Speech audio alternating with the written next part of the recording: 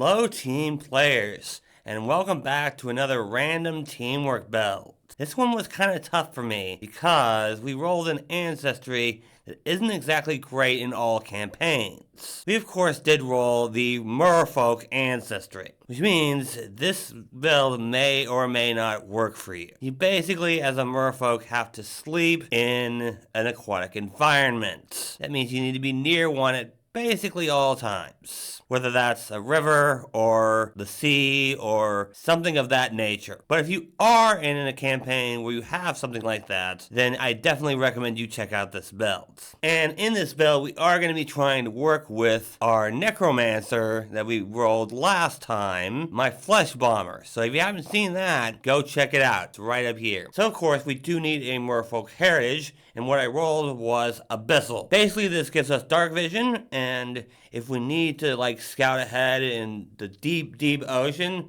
we're not going to take pressure damage. Dark vision is always great, but the pressure damage thing is actually pretty niche. But in some campaigns, this may come in handy. For our attribute boosts, we do want pretty standard for a ranged runesmith. That means we're increasing our dexterity, our intelligence, and we will need a little bit of charisma in this build. Our main focus will be on our runes and our ranged attacks. But we will be taking a feat that requires intimidation, which is why we need a little bit of charisma. But we'll get into that a bit later. And of course, also at level 1, we do get our runes, which I'll talk about later in this video, and the shield block general feats, allowing us to block damage with our shields. And of course, we are a martial character, which means we do get a runesmith feat. And we're going to go with backup rune enhancement. This allows us to cast sigil as a cantrip,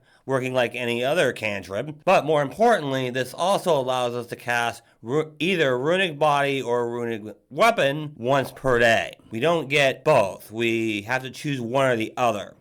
But for this party, we're definitely going to want runic body most of the time. It is only once per day, but we can cast this on one of our necromancer's thralls, making it that much harder for enemies to ignore that thrall. And we can also cast it on the necromancer's actual weapon, if we want to. Assuming, of course, it's runic weapon and not runic body. This also heightens with us, which means it'll be good no matter what level we're at. Yes, our necromancer's thralls are going to go down in one hit, regardless of their attack roll. But if they're spending an action attacking the thralls and not us, or the necromancer, all the better. Especially since non-smart enemies are probably going to use their first attack on that thrall. And remember that create thrall is a one-action cantrip, which means our necromancer can spam it. For our ancestry feat at level 1, we'll want to take Ocean's Bite. We are a ranged runesmith build, but that doesn't mean we're not going to get stuck in melee. And we don't want to have to switch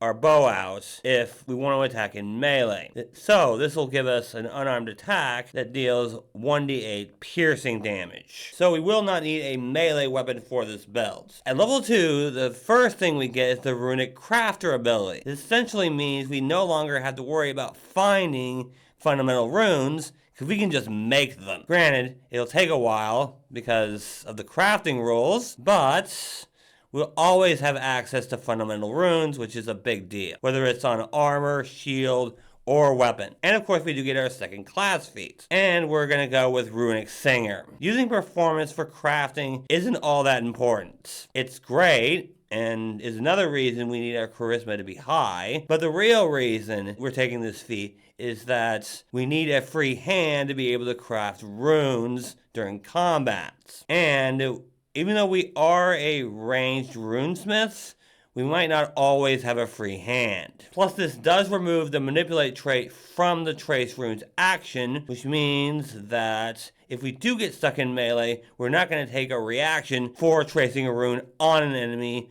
or an item or whatever we're tracing a rune on. This also means we can use the 2-action version of Trace a Rune for 1 action. For level 4, I've gone with Terrifying Invocation. This effectively allows us to demoralize an enemy and invoke one of our runes on them, which basically means we get to debuff them and do damage. Because this will work best with the runes that we can put on enemies that make them take extra damage. Unfortunately, this is a demoralize action, which means this is probably a once per encounter thing, per enemy. For our level 5 ancestry feat, I've gone with Healing Flesh. Effectively, this allows us to take 1 damage in order to administer first aid, treat disease, or treat wounds without healer's tools, and get a +1 on the check. And if we do happen to die, then we can effectively give one of our allies a full heal, as in all their hit points back. I mean, they do have to eat our heart and liver, but hey,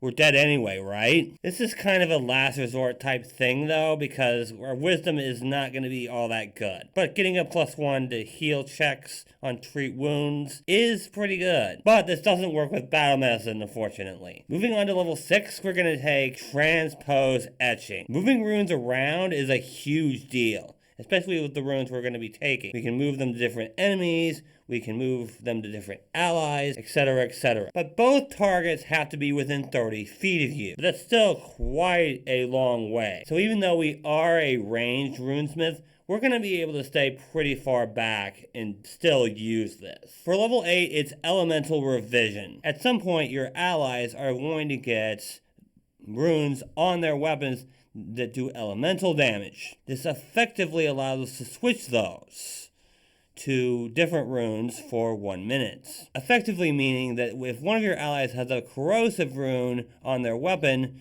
but the enemy is immune to acid, we can change it to fire, cold, or electricity, so they can actually do their extra damage. But don't worry, this goes back to the way it was after 1 minute. And if you get all the way to 15th level, you can do this on the greater version of the elemental runes as well. While this is kind of niche, there are going to be situations where enemies are immune to the type of damage that your allies are doing with their runes. So we need to be able to switch those if we can. And remember, you can put these runes on Handwraps of Mighty Blows, which is going to be important for the next build in this party. At level 9, our ancestry feat is going to be Shore Gift. This effectively allows us to actually function on land, as our normal land speed is 5 feet. This gives us a land speed of 25 feet, so we can actually move around and stuff on land. And it counts as a disguise. And we can stay in this form as long as we want, and use this action again to go back to our merfolk form. I know this seems really late to have this, but it is important, as we're not really going to be able to have to help the team much until this point, which is why this is a ranged runesmith build, because we're not going to be able to move all that much in our merfolk form on land, which is another reason why Ocean Spite is so important, as we're going to get stuck in melee quite a bit too, and we don't want to have to waste our actions switching weapons. And the last feat for this video is going to be Clashing Composite Invocation. For 2 actions, we can invoke 2 runes on a target. They have to be from opposing magic traditions though. That's 1 arcane and 1 divine, or 1 primal and 1 occult. In addition to the effects of the runes, we also force the target to make a fortitude saving throw. Depending on how well they do on their saving throw, they might be sickened 1 or even sickened 2. Which, if you don't know what sicken does, it effectively levels them down, just like frighten does. But they have to spend actions to get rid of it, unlike frightened. There are very few feats and abilities that actually do give the sicken condition, so this is a big deal, especially since you get the effects of the runes that you're invoking as well. Okay, now we can talk about runes. Our most important runes are going to be the ones we can etch on creatures that do damage. Ronchu, Rune of Thunder, is a perfect example, but there's also the Fire one, and we also want any runes that we can put on our allies' weapons or unarmed attacks. Not so much the ones that use shields. Overall, we want our runes to do as much damage as possible, but some defensive runes could also help. Right now, we're only helping out our Necromancer and his Thralls, but we'll be able to help other builds out as well, which I'll talk about when we get to those builds. Because eventually this will be a party of 4. But as of recording this video,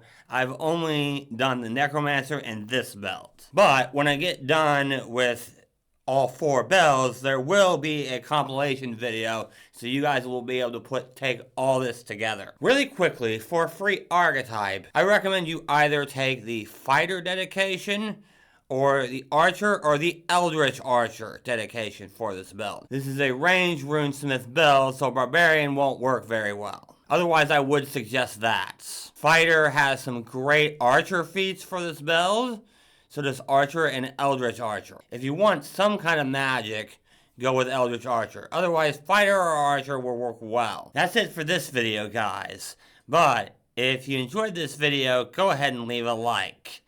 And subscribe to the channel, all that. And if you're interested in the Gula sheet for this build all the way up to level 20, you can check out my Patreon page, just like this guy did right here. Thank you guys so much for watching, and remember, teamwork is vital. It helps us solve problems.